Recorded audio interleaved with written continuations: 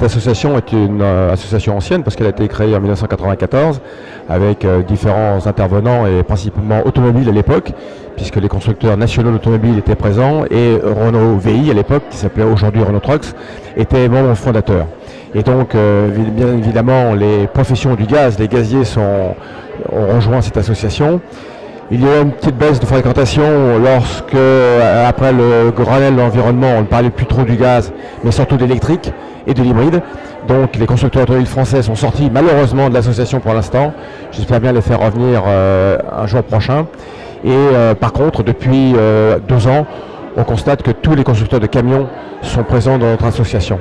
Et donc de gros producteurs de gaz aussi ont rejoint, comme Fenosa, Gazprom ces derniers temps. Donc l'association prend de plus en plus d'essor.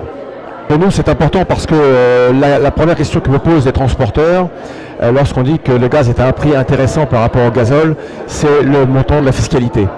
Et la collaboration que nous établissons maintenant depuis 1 an et demi est extrêmement importante, de manière à ce que nos transporteurs et nous-mêmes comprenions vers où se dirige la fiscalité. Et donc, quand on comprend mieux les métiers de chacun, ça va vraiment vers l'amélioration. Depuis fin 2013, qu'on a vraiment pris relation, et en 2014 ça s'est encore accru. Je dirais le point d'orgue c'est aujourd'hui qui montre vraiment que nous sommes partenaires, puisque vous nous avez invités à ce forum et nous avons pu exprimer la position du gaz naturel. C'est un peu un laboratoire pour vous, puisque avant il n'y avait pas de fiscalité sur le gaz carburant, et donc nous sommes très fiers de pouvoir avancer avec vous dans ce laboratoire. C'est grâce à nos contacts mutuels et puis les échanges qu'il y a eu avec le secrétaire général de la FGNV, Gilles Durand, et puis les services fiscaux adéquats.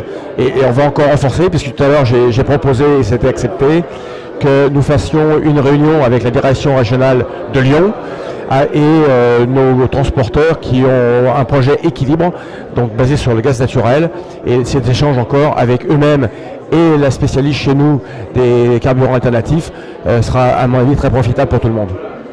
La grande inquiétude pour nous, c'est la constante et la visibilité de la future taxation, puisque la première question de nos transporteurs, c'est ça.